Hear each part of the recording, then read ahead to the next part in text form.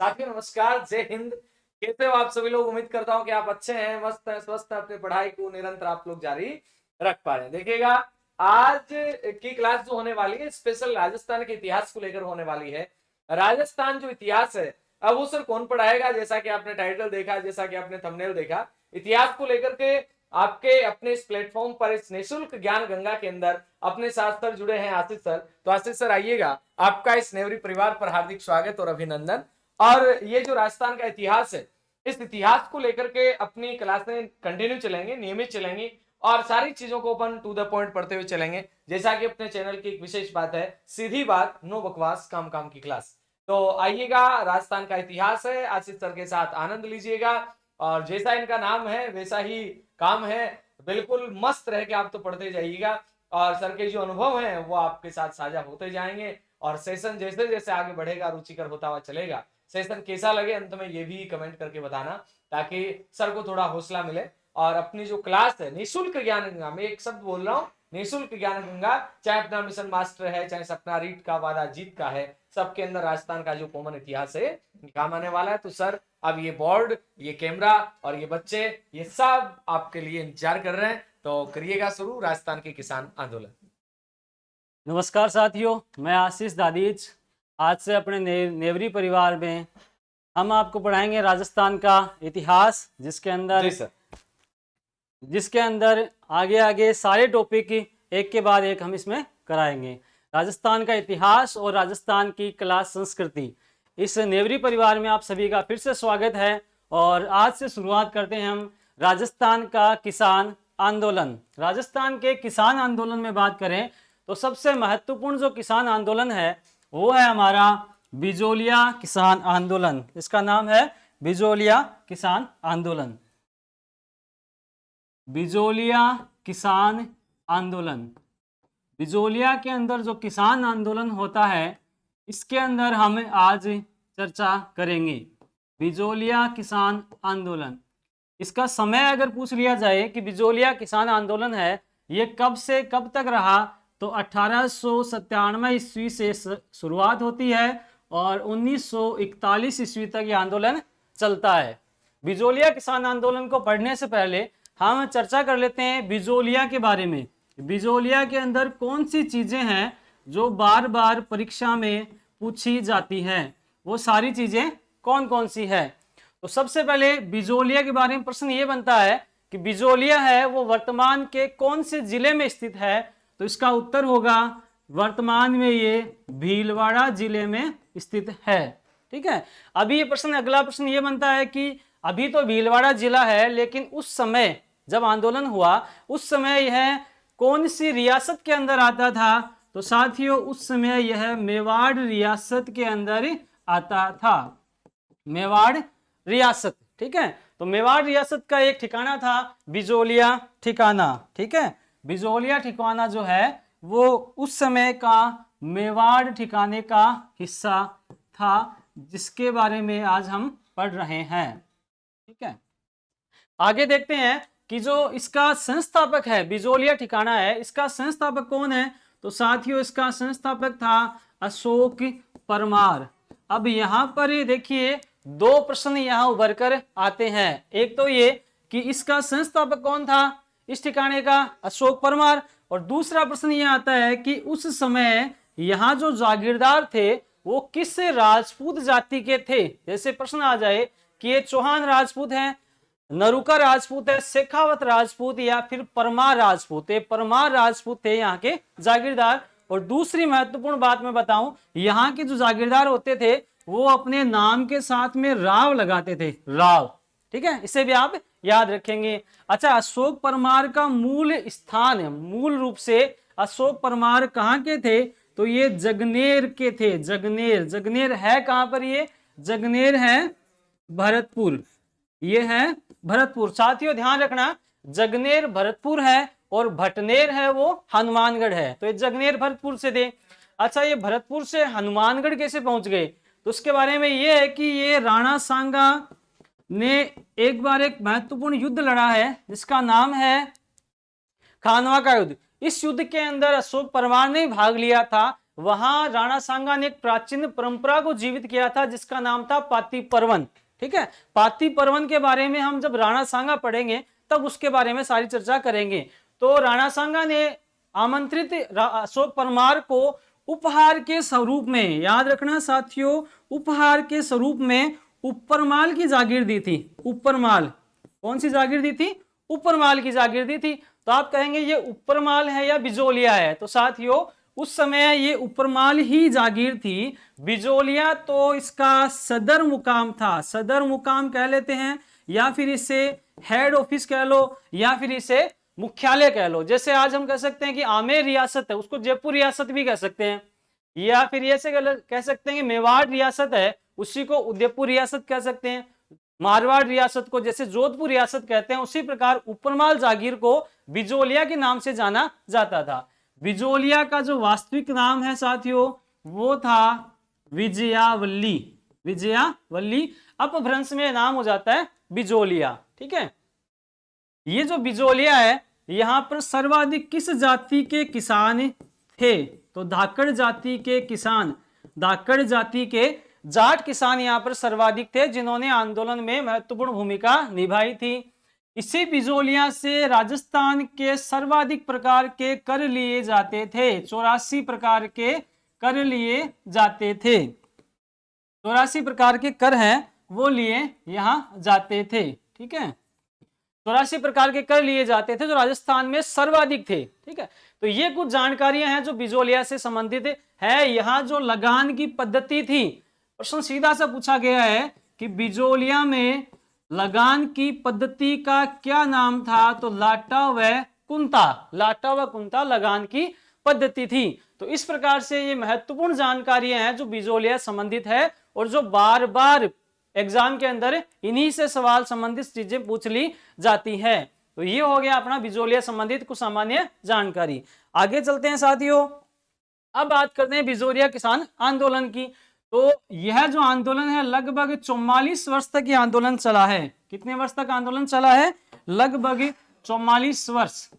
44 वर्ष तक चलने वाला अहिंसक आंदोलन, सबसे लंबा चलने वाला आंदोलन है, अन्य आंदोलनों के लिए प्रेरणा स्रोत का काम करने वाला आंदोलन है, और सर्वाधिक समय तक लगभग 44 वर्ष तक चलने वाला यह आंदोलन है जिसके बारे में हम पढ़ रहे हैं। इसका समय था 1897 से लेकर 1941 ईस्वी के मध्य। अब इतना लंबा आंदोलन है, इसको हम लोग इसको 3 चरणों में इसको बांट लेते हैं। 3 चरण इसके हम कर लेते हैं। एक तो जैसे 1897 से शुरू होकर 1915 ईस्वी तक इसका चरण रहा। दूसरा बांटें तो 1915 से लेकर 1923 ईस्वी तक लगभग इसका समय रहा है। और तीसरा चरण देखें तो 1923 ईस्वी से 1941 ईस्वी तक तीसरा चरण इसका हम इसको बांट लेते हैं। 3 चरणों में इसका अध्ययन अब हम करेंगे। तो सबसे पहले देखें तो प्रथम चरण जो है इस आंदोलन का वो देख लेते हैं। प्रथम चरण के अंदर जैसा मैंने बताया 1897 से लेकर 1915 तक का इसका समय था। 1897 से 1915 महत्वपूर्ण घटना क्या होती है साथियों? 1894 ईस्वी में महत्वपूर्ण घटना घटती है जब यहाँ जो राव थे, अपने यहाँ के जो राव थे 1894 ईस्वी में, जिनका नाम था राव गोविंद दास। इनका नाम क्या था साथियों? राव गोविंद दास। इनकी हो जाती है 1894 में मृत्यु। जैसे मैंने बताया था यहाँ जागीरदार अपने नाम के साथ में राव लगाते हैं। ठीक है, तो राव गोविंद दास की 1894 में मृत्यु हो जाती है तो नया राव बनता है। ये बड़ा महत्वपूर्ण है साथियों, नया राव बनता है जिसका नाम होता है कृष्ण सिंह। कृष्ण सिंह, ये वही कृष्ण सिंह है जिसके समय 84 प्रकार के कर लगाए गए थे। ये वही महात्मा है जिसके समय 84 प्रकार के कर लगाए गए और जनता के ऊपर अत्याचार किया गया था। कृष्ण सिंह के समय इसी कृष्ण सिंह को किशन सिंह भी कहा जाता है। तो याद रखिए ये वही कृष्ण सिंह है, एक ही नाम है इन दोनों की, इस दोनों व्यक्तियों की, कृष्ण सिंह ही है। ठीक है, तो आगे बात करें। कृष्ण सिंह जो है इसके समय 84 प्रकार के कर लगाए गए थे। इसके समय इसने क्या किया? कर बढ़ा दिए, जनता के ऊपर अत्याचार करना शुरू कर दिया। तो परेशान होकर जनता ने 1897 ईस्वी में आंदोलन की प्रथम घटना होती है। 1897 ईस्वी में एक गांव है जिसका नाम है गिरधारीपुरा। गांव का नाम है गिरधारीपुरा नामक गांव। गैसे ही गिरधारीपुरा है, गैसे गांव है, और गैसे ही साथियों गंगाराम धाकड़। क्या नाम है? गंगाराम धाकड़। गंगाराम धाकड़ नामक किसान के घर पर एक इनके पिता की मृत्यु हो गई, तो वहां एक मृत्यु भोज का कार्यक्रम हो रहा था। और उस कार्यक्रम के अंदर जब बिजोलिया ठिकाने के गांव के लोग आए, वहां इकट्ठे हुए, तो वहां एक सभा हुई। उस सभा में निश्चित किया गया कि ये जो जागीरदार है, जो हमारे ऊपर अत्याचार कर रहा है, इसकी शिकायत की जाएगी। और शिकायत किससे की जाएगी? शिकायत करेंगे भाई, थानेदार से बड़ा कौन होगा? एसपी। तो इससे बड़ा अधिकारी कौन हो गया? इससे बड़ा हो गया राजा। उस समय ये क्योंकि मेवाड़ रियासत के अंदर आता था, इसलिए शिकायत करने के लिए किसे चुना गया?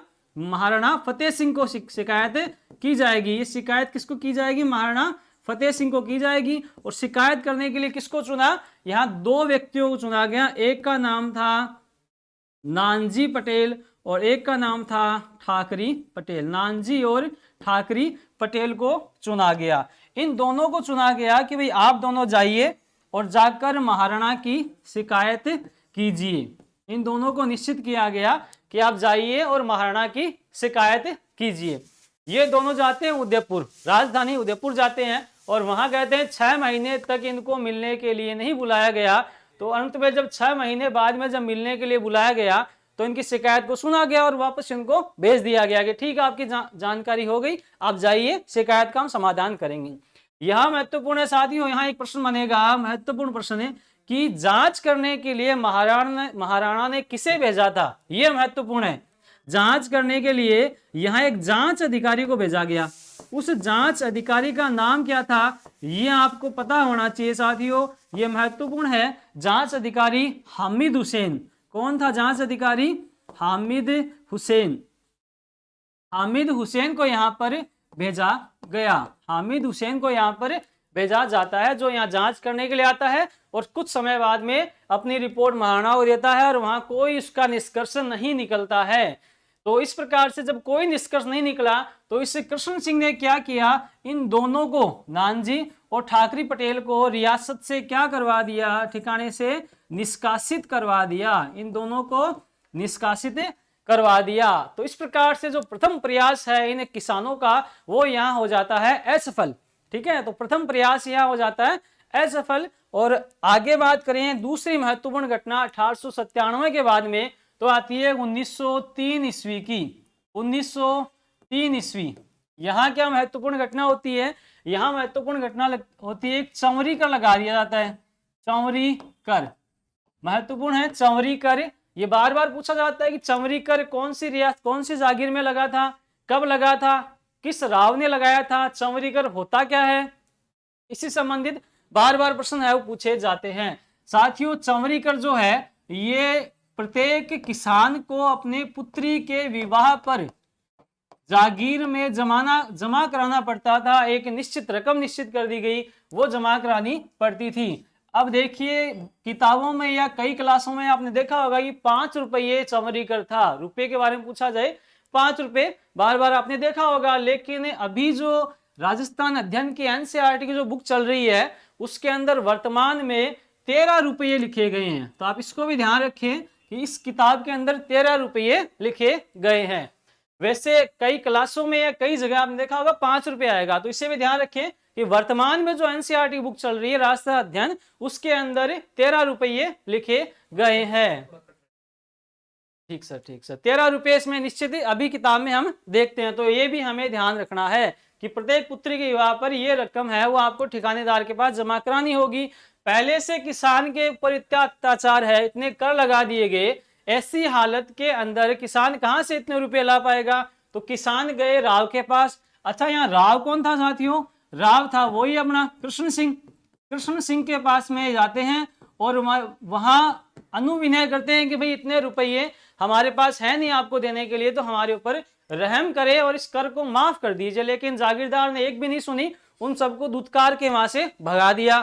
अब बदले में किसानों ने क्या किया? आक्रोशित होकर किसानों ने यहाँ पर 2 चीजें आप याद रखें, 2 घटनाएं की। एक तो ये निश्चित किया गया कि कोई भी अपनी पुत्री का विवाह नहीं करेगा। अभी बेटी के विवाह पे तो देना होता है, करें, तो बेटी का हम विवाह ही नहीं करेंगे। तो कहा जाता है कि 2 वर्ष तक उस जागीर में किसी ने अपनी पुत्री का विवाह नहीं किया। और दूसरा, उस समय अक्षय तृतीया को, अक्षय तृतीया जिसे अपनी भाषा में कहते हैं आखा तीज, अक्षय तृतीया को उस जमाने में अभी भी कई जगह पे अपने यहाँ पर जो हल है या जो कृषि के जो औजार है उनकी पूजा पाठ करके और बाद में कृषि की शुरुआत की जाती है, खेत में जाया जाता है। उस समय अक्षय तृतीया को कहा जाता है कोई भी अपने खेत के अंदर नहीं गया।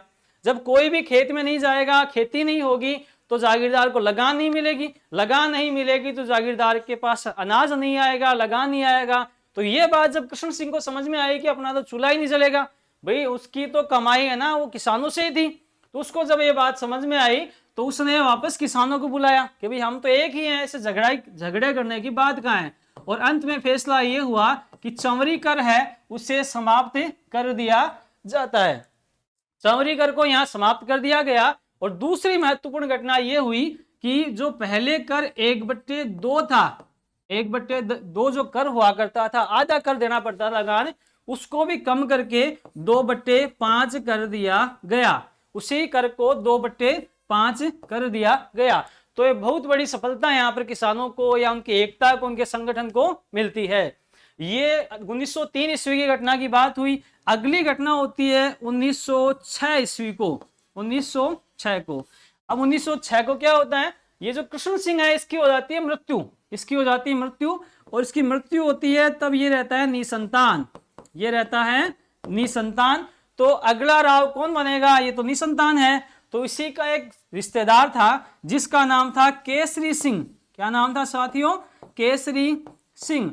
और ये है कहाँ का केसरी सिंह, तो याद रखें ये कामा भरतपुर से संबंधित था, कामा भरतपुर से संबंधित था। जैसा हमने पढ़ा था अशोक परमार के बारे में पहले, वो कहाँ से आए थे, वो यहीं भरतपुर से आए थे। तो ये उनके रिश्तेदार हैं, इसी परिवार के हैं। यहां से इनको केसरी सिंह को बुलाया गया और इनको यहाँ पर जागीरदार बनाया गया। अब केसरी सिंह ने भी आते ही एक नया काम कर दिया। उसने क्या कर दिया, एक नया टैक्स लगा दिया। और उस टैक्स का नाम क्या था, उत्तराधिकारी कर। टैक्स का नाम क्या था साथियों, उत्तराधिकारी कर। यहां उसने क्या किया, एक नया कर लगा दिया जिसका नाम था उत्तराधिकारी कर, उत्तराधिकारी कर लगा दिया। इसी कर को ही तलवार बंधाई कर भी कहते हैं, तलवार बंधाई कर भी कहते हैं इसी टैक्स को। इसी को किसी स्थान पर आप कैद खालसा भी कहते हैं, कैद खालसा, या फिर कई स्थान पे इसी को ही नजराना भी कहते हैं, नजराना, नजराना भी इसको कहा जाता है। ये एक ही कर है और ये राजस्थान के अलग अलग रियासतों में अलग अलग नामों से इसको जाना जाता है। पहले तो राजस्थान में था ही नहीं, लेकिन बाद में मुगलों से संबंधित होके, मुगलों से थोड़ा सा संपर्क में आने के बाद में ये कर अपने राजस्थान में भी आ गया। लेकिन एक जानकारी और दूं साथियों, एक रियासत है, सभी रियासतों में था लगभग, लेकिन एक रियासत है जिसका नाम है जैसलमेर। इस रियासत के अंदर ये कर नहीं लगता था। अच्छा ये है क्या भैया, ये उत्तराधिकारी या तलवार बंधाई कर है क्या? इसमें क्या होता है कि जब कोई नया जागीरदार बनता है, नया राव बनता है, तो उस जागीर का जो राजा होता था, उस क्षेत्र का राजा होता था, वो एक दूत है वो जागीरदार के पास भेजता था। और वो दूत जो होता वो उस राव या जागीरदार के कमर पे जो राजा द्वारा दी गई तलवार होती है वो बांधता था, ठीक है, प्रतीक के रूप में उसकी ताजपोशी होती थी एक तरह से राव की, ठीक है। ये जो काम होता था ये राजा और जागीरदार के मध्य काम था, इसमें कहीं जनता कोई रोल नहीं था। लेकिन इस जागीरदार ने केसरी सिंह ने क्या किया, इसने ये जो कर है ये भी जनता पर थोप दिया कि इससे जो भेंट जो वगैरह देनी होती थी, राजा को जो कुछ भी देना होता था बदले में, वो सारी भेंट या जो भी रकम इकट्ठी करनी होती थी वो सारी जनता पे डाल दी। अब यहाँ पर फिर से आंदोलन हो जाता है, फिर से किसान जो है यहाँ उग्र हो जाते हैं और यहाँ एक नया नेतृत्व मिलता है जिसका नाम होता है एक तो साधु सीताराम दास, साधु सीताराम दास, एक ब्रह्मदेव और एक फतेहकरण चारण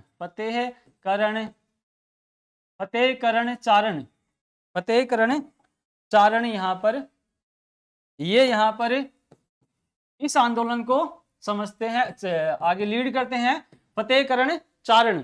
तो ये कुछ नाम उस समय उभर के आए जो स्थानीय स्तर के लोग थे और इन्होंने इस आंदोलन को आगे करने का प्रयास किया। ये साधु सीताराम दास तो बेचारे पुस्तकालय की नौकरी करते थे, पुस्तकालय की नौकरी ये करते थे और इनको क्या हुआ, फिर इनको वहां से निकाल दिया जाता है। इनको जब इस आंदोलन में भाग लिया तो इनको पुस्तकालय की नौकरी से इनको निकाल दिया जाता है। ब्रह्मदेव और फतेहकरण है, इन दोनों को बिजोलिया ठिकाने से निष्कासित कर दिया जाता है। ठीक है, ये कुछ घटना यहाँ पर होती है। अब अगली घटना आती है 1914 ईस्वी की। 1914 ईस्वी में अब जो केसरी सिंह जो था उसकी यहाँ हो जाती है मृत्यु और नया जागीरदार बनता है जिसका नाम होता है पृथ्वी सिंह। पृथ्वी सिंह है वो नया जागीरदार बनता है। पृथ्वी सिंह जो है ये है अल्पवयस्क। ये क्या है? अल्पवयस्क है। तो ये अल्पवयस्क है, इस वजह से अब जो है जो महाराणा है उसने क्या किया, यहाँ अपना एक प्रशासक नियुक्त कर दिया।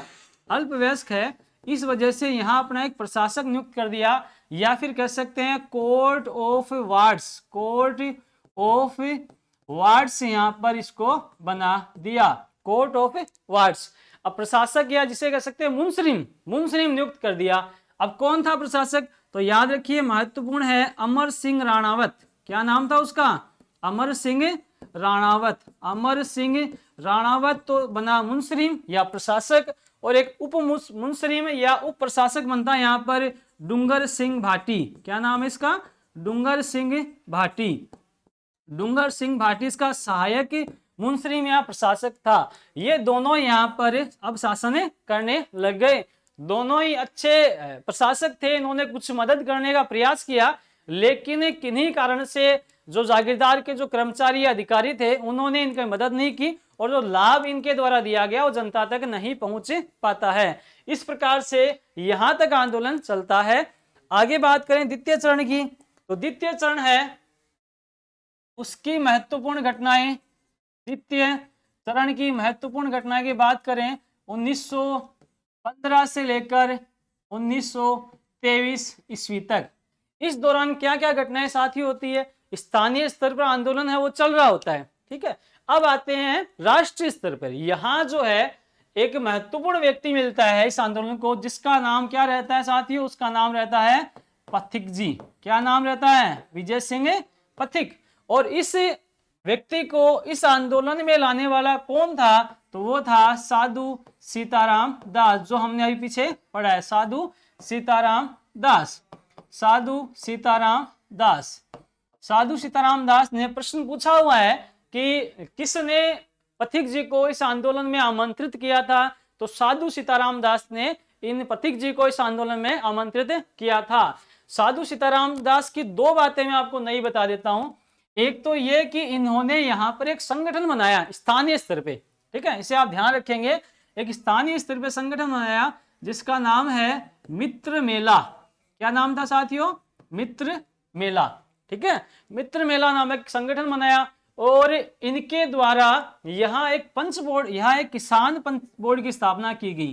किसान पंच बोर्ड, इसे भी ध्यान रखें। किसान पंच बोर्ड कब? तो 1916 ईस्वी में। 1916 ईस्वी में किसान पंच बोर्ड की स्थापना इनके द्वारा की जाती है। ये दो चीजें हैं जो साधु सीताराम दास से संबंधित है। सॉरी, मित्र मेला नहीं है, मित्र मंडल। मित्र मंडल नामक संस्था थी, एक संगठन है वो इन्होंने बनाया है, मित्र मंडल। बात करें विजय सिंह पथिक की, इनके बारे में हम सभी जानते हैं। इनका मूल नाम क्या था? इनका मूल नाम था भूप सिंह। इनका मूल नाम था भूप सिंह। गुज्जर जाति संबंधित थे, और थे कहाँ के? ये थे यूपी के बुलंदशहर के। यूपी के बुलंदशहर के गुज्जर जाति से बिलोंग करते थे। इनकी जन्म स्थली है वो यूपी है, जबकि इनकी जो कर्म स्थली है वो अपना राजस्थान है। ये रास बिहारी बोस के संपर्क में आते हैं। रास बिहारी बोस उनके संपर्क में आते हैं। रास बिहारी बोस जो है वो स्वयं एक राष्ट्रीय और बड़े ही प्रभावशाली क्रांतिकारी थे। इनके संपर्क में आके भूप सिंह है, वो भी जिस प्रकार से खरबूजे को देखकर खरबूजा रंग बदलता है, तो वो ही भाव इनके साथ होता है। ये जो भूप सिंह है ये भी क्रांतिकारी बन जाते हैं और आगे जाकर 1915 ईस्वी को एक निश्चित किया गया कि एक बड़ी क्रांति करेंगे, ठीक है, सशस्त्र क्रांति, उसका हिस्सा बन जाते हैं। किन्हीं कारण से आगे जाकर ये आंदोलन, ये क्रांति सफल नहीं हो पाती है, इनको टोडगढ़ जेल में बंद कर दिया जाता है, टोडगढ़ जेल अजमेर, और वहां से भाग के आ जाते चित्तौड़गढ़, और चित्तौड़ में अपना अज्ञातवास का समय बिताते रहते हैं। अब आप एक चीज बता दूं मैं आपको, एक संस्था है विद्या प्रचारिणी सभा, विद्या प्रचारिणी सभा, विद्या प्रचारिणी सभा है।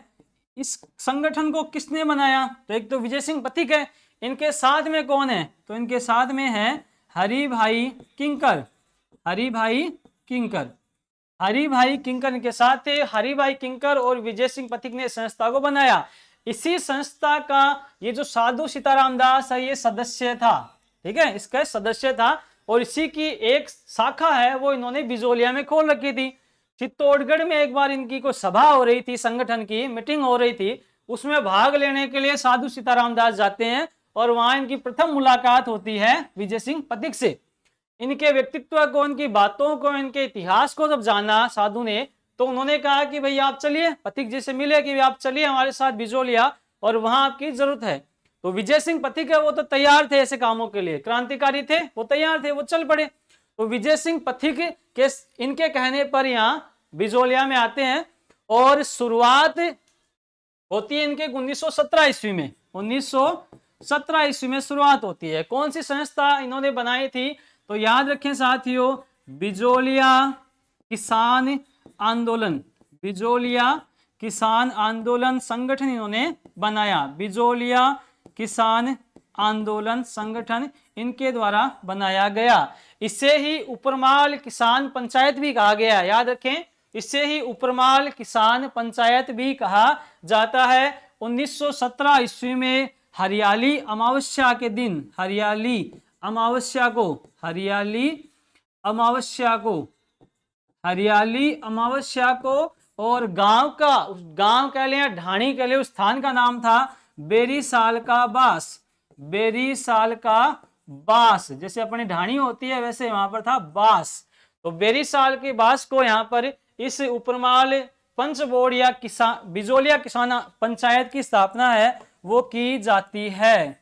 उपरमाल बिजोलिया किसान पंचायत, पंचायत की स्थापना इनके द्वारा की जाती है 1917 ईस्वी में, ठीक है।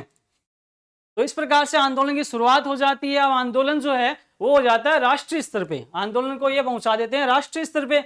और सबसे महत्वपूर्ण यहाँ एक चीज है वो बता दूं मैं आपको, वो है प्रताप नामक समाचार पत्र। बार बार पूछा हुआ है कि प्रताप समाचार पत्र के बारे में कि बिजोलिया आंदोलन को राष्ट्रीय स्तर पे ले जाने वाला समाचार पत्र का नाम क्या है? तो बिजोलिया आंदोलन को पहुंचाने वाला कौन था? प्रताप समाचार पत्र। इसके संपादक कौन थे? तो इसके संपादक थे गणेश शंकर विद्यार्थी। क्या नाम है? गणेश शंकर विद्यार्थी इनका नाम था। ये भी क्योंकि यूपी कानपुर से ही बिलोंग करते थे, यहीं से संपादन करते थे। तो इस प्रकार विजय सिंह वो भी यूपी के थे और कानपुर से, यूपी से ये समाचार प्रकाशित होता था। तो प्रताप समाचार पत्र जो है विजय सिंह पथिक के कहने पे इन्होंने खबरें प्रकाशित की, और न केवल राजस्थान अपितु संपूर्ण भारत में इस खबरों को प्रकाशित इनके द्वारा किया जाता है। इस आंदोलन को राष्ट्रीय स्तर पर फैलाने वाला, चर्चा में लाने वाला जो प्रथम जो कार्य किया वो प्रताप समाचार पत्र ने ही किया था। और इन्हीं प्रताप समाचार पत्र के संपादक गणेश शंकर विद्यार्थी को यहाँ के जो किसान थे उन्होंने चांदी की राखी भी भेंट की थी। ये भी याद रखें, इन्हें अपना रक्षक बनाया और एक चांदी की राखी भी इनके यहाँ इनको भेंट की जाती है। इसके अलावा भी देखें तो एक दो समाचार पत्र और है, जैसे एक अभ्युदय नामक समाचार पत्र था। अभ्युदय जो समाचार पत्र है उसमें भी इस आंदोलन की खबरें प्रकाशित होती थी। एक अपने मराठा समाचार पत्र था, मराठा, उसमें भी खबरें प्रकाशित होती थी। राजस्थान केसरी समाचार पत्र था, इसमें भी खबरें प्रकाशित होती थी। तो कुछ ही समाचार पत्र थे जिनमें खबरें प्रकाशित होती थी, और उसमें सर्वाधिक जो महत्वपूर्ण भूमिका है वो प्रताप नामक समाचार पत्र ने निभाई थी। अब बात करें आगे। अब जब ये जो आंदोलन है राष्ट्रीय स्तर पे फैलाने की जिम्मेदारी है विजय सिंह पथिक को मिली, तो उन्होंने 1918 ईस्वी का एक अधिवेशन होता है कांग्रेस का, कहाँ होता है, बंबई के अंदर होता है, बंबई अधिवेशन, बंबई अधिवेशन। इस बंबई अधिवेशन के अंदर गए और वहां जाकर इन्होंने महात्मा गांधी से मुलाकात की। महात्मा गांधी से मुलाकात करते हैं और उनको बिजोरिया का जो घटनाक्रम है उसके बारे में अवगत कराते हैं। गांधी जी इसमें अपना जो निजी सचिव है महादेव देसाई, अपना जो पर्सनल सेक्रेटरी थे महादेव देसाई को भेजते हैं और महादेव देसाई जाकर यहाँ जांच करते हैं और जांच करने के बाद में यहाँ जो है वो पत्र लिखते हैं महाराणा को भी, इस समस्या को आप समाधान कीजिए, यहाँ जो किसान हैं वो बड़े परेशान हो रहे हैं। तो इस प्रकार से यहाँ कुछ विजय सिंह पथिक के द्वारा जो कार्य किए गए हैं राष्ट्रीय स्तर पे लाने के। इसके अलावा अब जब महाराणा को ये पता चला कि गांधी जी इसमें इन्वॉल्व हो गए तो उन्होंने 1919 ईस्वी में एक आयोग बिठाया। उसका नाम क्या था साथियों, उस आयोग का नाम था बिंदुलाल भट्टाचार्य आयोग। बिंदुलाल भट्टाचार्य आयोग इनके द्वारा बिठाया जाता है। बिंदुलाल भट्टाचार्य है ये 3 सदस्य एक आयोग था, 3 सदस्य आयोग था। इसके साथ में एक ठाकुर अमर सिंह भी है, याद रखें साथियों, ठाकुर अमर सिंह एक और सदस्य हैं, ठाकुर अमर सिंह। और एक और सदस्य हैं जिनका नाम है, न्यायाधीश थे वो भी, उनका नाम था अफजल अली, अफजल अली, अफजल अली, ठीक है। और ये जो बिंदुलाल भट्टाचार्य है ये स्वयं मांडलगढ़ के न्यायाधीश थे, मांडलगढ़, मांडलगढ़, मांडलगढ़ के न्यायमूर्ति थे बिंदुलाल भट्टाचार्य। 3 सदस्यीय आयोग भेजा और वहां जांच करने के लिए भेजा गया। लेकिन जैसा कि हमें पता है कि 1897 में शुरुआत में भी नानजी और ठाकरे पटेल गए थे महाराणा के पास, तभी भी कुछ नहीं हुआ। तो वैसा ही रिजल्ट यहाँ मिला, कुछ भी यहाँ निष्कर्ष नहीं निकल पाता है। अगली घटना 1918 ईस्वी में देखो 2 यहाँ अधिवेशन हैं। एक तो 1918 ईस्वी में ये तो होता है आपके अमृतसर के अंदर, अमृतसर में, और 1919 में होता है ये अधिवेशन है अपना कानपुर अधिवेशन, कानपुर अधिवेशन। इन दोनों के अंदर ही जो गांधी विजय सिंह पथिक है वो जाते हैं और एक किसानों की समस्या है, वो किसानों की समस्या कांग्रेस का जो अधिवेशन चल रहा है वहां सभी राष्ट्रीय नेताओं को उससे अवगत कराते हैं। लेकिन कुछ भी इसमें निष्कर्ष नहीं निकल पाता है।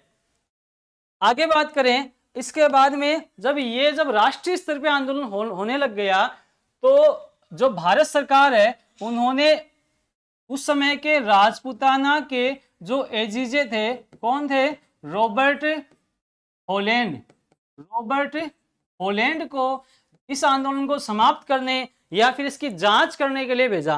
तारीख याद रखें साथियों, 4 फरवरी 1922 ईस्वी, 4 फरवरी 1922 को एजीजे रॉबर्ट हॉलैंड है वो यहाँ जाते हैं और रॉबर्ट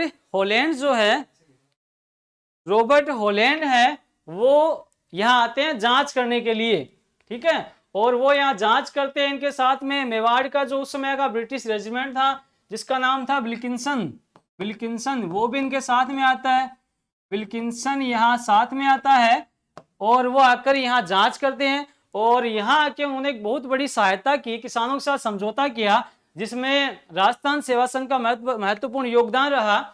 और यहाँ आकर उन्होंने एक समझौता किया 11 फरवरी, तारीख याद रखें, 11 फरवरी 1922 ईस्वी को। इन्होंने क्या किया, 84 प्रकार के जो कर थे उनमें से 35 करों को समाप्त कर दिया, जो लाग बाग ली जाती थी उनको कम कर दिया, जो इस आंदोलन के दौरान जेल में जो किसान बंद थे उनको रिहा कर दिया, जो जमीनें जागीरदार ने जब्त कर ली थी उनको फिर से छोड़ दिया गया।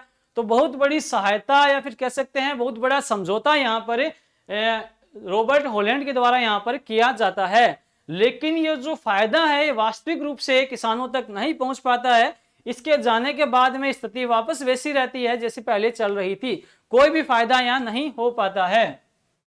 आंदोलन इसी प्रकार से चलता रहता है। अगला चरण आता है साथियों अपना तृतीय चरण की बात करें, इसका समय हमने बनाया था 1923 से लेकर 1941 ईस्वी तक, 1923 से लेकर 1941 ईस्वी तक। अब एक चीज आप याद रखेंगे, 1922 से लेकर और 1927 ईस्वी तक एक तरह से ये शांति का काल था। इस दौरान कोई भी बड़ी घटना इस आंदोलन में नहीं होती है। हालांकि अत्याचार बढ़ रहे थे, दिनों दिन किसान परेशान ही थे, लेकिन फिर भी कोई बड़ी घटना इस आंदोलन में इस समय कुछ दिखाई नहीं देती है। इसे शांति काल कहा गया है। दो घटनाएं 1927 में घटित होती हैं, ये याद रखें। 1927 ईस्वी की दो घटनाएं आपको बता रहा हूं। एक तो मेवाड़ का जो बंदोबस्त अधिकारी है मिस्टर ट्रेंच, वो आता है यहाँ पर मेवाड़, यहाँ बिजोलिया में। एक तो ये घटना होती है 1927 में, ट्रेंच बिजोलिया आता है। और दूसरी घटना होती है वो ये कि उस समय जो लगान था इतना अधिक हो गया था कि किसान अब जमीन को बोना नहीं चाहता था, क्योंकि टैक्स बहुत ज्यादा था। तो किसानों ने एक फैसला किया, जिसमें विजय सिंह पथिक भी उनके साथ थे। उस फैसले में उन्होंने निश्चित किया कि जो जमीन है ये जागीरदार को वापस दे दी जाएगी। उस समय जो जमीन होती थी वो उस किसान जो होता है उसका मालिक नहीं होता था, उसका मालिक होता था जागीरदार। तो निश्चित किया गया कि जो जमीन है ये जागीरदार को वापस लौटा दी जाएगी। इतना अधिक लगान है, कोई भी इस इतने अधिक लगान को देगा नहीं, कोई दूसरा जमीन लेगा नहीं, वापस जागीरदार लगान कम करके ये जमीन वापस हमको दे देगा, ये निश्चित किया गया था। विजय सिंह पथिक भी इसमें इस फैसले में साथ थे। तो 1927 ईस्वी में जमीनें जो हैं वो वापस से जागीरदार को दे दी जाती है। ये एक महत्वपूर्ण घटना होती है। लेकिन जैसा पथिक जी और किसानों ने सोचा था वैसा हुआ नहीं। इस समय क्या हुआ कि जो ही जमीनें जागीरदार को लौटाई किसानों ने कि भी आप अपनी जमीन रखिए, हमको नहीं चाहिए, उसी समय मालवा के किसानों ने आकर वो जमीनें उठा ली, वो जागीरदार से ले ली कि भी हम बोएंगे, आप जमीन दीजिए हमें। अब यहाँ किसानों के सामने समस्या, किसान के पास तो केवल जमीन, और वो भी चली गई। अब इस सारे घटनाक्रम का जिम्मेदार ठहराया गया विजय सिंह पथिक को। विजय सिंह पथिक है वो इससे बड़े व्यथित हुए और उन्होंने स्वयं को इस आंदोलन से अलग कर लिया। तो तारीख याद रखें साथियों, 1927 को विजय सिंह पथिक इस आंदोलन से अलग हो जाते हैं। विजय सिंह पथिक है वो इस आंदोलन से कब अलग हुए थे, प्रश्न ये बनता है। तो विजय सिंह पथिक है वो 1927 में इस आंदोलन से अलग हो गए थे इस घटनाक्रम के बाद। इसी समय ही माणिक्यलाल वर्मा जो थे, जो इनके चेले थे, इनके शिष्य थे, इनके साथ इनके कुछ मतभेद उभर के आते हैं। इस वजह से विजय सिंह पथिक है वो आंदोलन से अलग हो जाते हैं। पहली बात, अब इस आंदोलन से जो ही विजय सिंह पथिक अलग होते हैं तो माणिक्यलाल वर्मा ने क्या किया, इस आंदोलन को दे दिया जमनालाल बजाज साहब को। जमनालाल बजाज जो कि गांधी जी के पांचवें पुत्र कहे गए हैं और बहुत बड़े उद्योगपति थे संपूर्ण भारत के, और भारत में बहुत सारे कार्यक्रम, राष्ट्रीय स्तर के नेता। इन्होंने क्या किया कि इस आंदोलन की जिम्मेदारी है वो दूसरे नेता को पहुंचा दी। उनका नाम था हरिभाऊ उपाध्याय। हरिभाऊ उपाध्याय को ये आंदोलन की जिम्मेदारी दे दी। हरिभाऊ उपाध्याय चाहते थे कि आंदोलन है वो वर्मा जी के साथ ही मैं करूं। तो कुल मिला के बात यह है कि माणिक्यलाल वर्मा उसके बाद में इस आंदोलन के नेतृत्वकर्ता बन गए। तीसरे चरण में मुख्य जो नेता थे वो माणिक्यलाल वर्मा ही थे। माणिक्यलाल वर्मा के नेतृत्व में आंदोलन होता है। जमनालाल बजाज ने एक काम किया, उन्होंने गांधी जी को आंदोलन से फिर से जोड़ा, गांधी जी को, और एक मदन मोहन मालवीय साहब जो दोनों ही राष्ट्रीय स्तर के नेता थे, इनको इस आंदोलन से जोड़ा। और इन्होंने, मालवीय जी ने उस समय के जो मेवाड़ के प्रधानमंत्री थे, महत्वपूर्ण साथियों, उस समय के मेवाड़ के प्रधानमंत्री सुखदेव प्रसाद को पत्र लिखकर इस आंदोलन को समाप्त करने के लिए कहा। सुखदेव प्रसाद और यहाँ किसानों के बीच में समझौता होता, लेकिन कुछ समय बाद में घटनाक्रम बदला और यह समझौता है वो यहाँ असफल हो जाता है, कोई निष्कर्ष पे नहीं पहुंच पाता है। अगली घटना देखें तो 1941 ईस्वी की, 1941 ईस्वी की आती है अगली घटना। 1941 में क्या होता है, इस घटना का, इस आंदोलन का हो जाता है सुखांत। इस आंदोलन का क्या होता है, सुखांत मतलब सुख पूर्वक अंत। 1941 ईस्वी में उस समय के मेवाड़ के प्रधानमंत्री थे टी विजय राघवाचार्य। टी विजय राघवाचार्य उस समय मेवाड़ के प्रधानमंत्री थे। इन्होंने उस समय भेजा आंदोलन, उसे बिजोलिया के अंदर भेजा उस समय के राजस्व अधिकारी, उस समय राजस्व जो मंत्री थे जिनका नाम था मोहन सिंह मेहता, मोहन सिंह मेहता, मोहन सिंह मेहता को यहाँ भेजते हैं और मोहन सिंह मेहता द्वारा किसानों से राजस्थान सेवा संघ से समझौता किया जाता है और समझौता करके आंदोलन को समाप्त कर दिया जाता है। तो इस प्रकार से यह आंदोलन हो जाता है समाप्त। यहाँ याद रखें कि जो यहाँ बिजोलिया किसान पंचायत है उसका इस समय सरपंच कौन रहता है, तो याद रखें इस समय सरपंच रहता है किसना पटेल। किसना पटेल इस समय का सरपंच रहता है बिजोलिया किसान पंचायत का। इसे याद रखें कि अंत में प्रधानमंत्री कौन था, तो विजय राघवाचारी। अंत में कौन था, विजय। कौन रहा, विजय। अंत में क्या हुई, विजय हुई। और जो अंत है वो किस प्रकार का हुआ, मोहक अंत होता है, मोहक अंत होता है। मोहन सिंह, तो मोहक अंत यहाँ पर होता है। ये था साथियों अपना बिजोलिया किसान आंदोलन। इसमें एक नाम और याद रखिएगा आप, बार बार किताबों में हमने पढ़ा होगा, तुलसी भील। तुलसी भील को इस आंदोलन में एक असाधारण संदेशवाहक कहा जाता है। असाधारण संदेशवाहक कहा जाता है कि द्रुत गति से किसी संदेश को दूसरे स्थान तक पहुंचाने में ये माहिर था। साथियों प्रेमचंद का एक उपन्यास है जिसका नाम है रंगभूमि। रंगभूमि प्रेमचंद का ये उपन्यास है रंगभूमि। इस उपन्यास का जो कथानक है वो भी इसी आंदोलन के बेस पर है। प्रेमचंद का उपन्यास है रंगभूमि, ये भी बिजोलिया आंदोलन से संबंधित ही है। और इस प्रकार से ये अपना बिजोलिया किसान आंदोलन होता है समाप्त। अगले क्लास के लिए फिर हम तैयार रहेंगे। फिर से आप सभी का नमस्कार, गुड बाय। तो कैसा रहा आज का सेशन, ये कमेंट करके आप जरूर बताना। सर की एनर्जी आपको कैसी लगी ये कमेंट करके जरूर बताना। क्योंकि रक्त बहा श्रृंगार करूं, खामोश यहाँ तलवार नहीं, ये धरती है महाराणा की, और यहाँ स्वीकार नहीं। सर इधर आइएगा।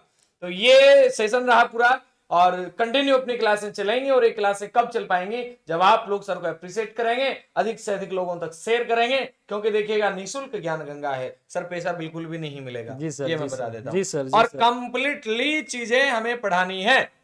जी सर, तो ये देखिएगा मैंने सर से ऑनलाइन वादा करवा लिया, सर पढ़ाएंगे, ठीक है, बिल्कुल पढ़ाएंगे ही। और ये मिशन अपन ने चलाया है, मिशन मास्टर का, सपना रीड का, वादा जीत का, ये तो अब बन के रहेंगे मास्टर, कुछ भी हो जाए चाहे। ठीक है सर, ओके बाबा, टेक केयर, जय हिंद जय भारत।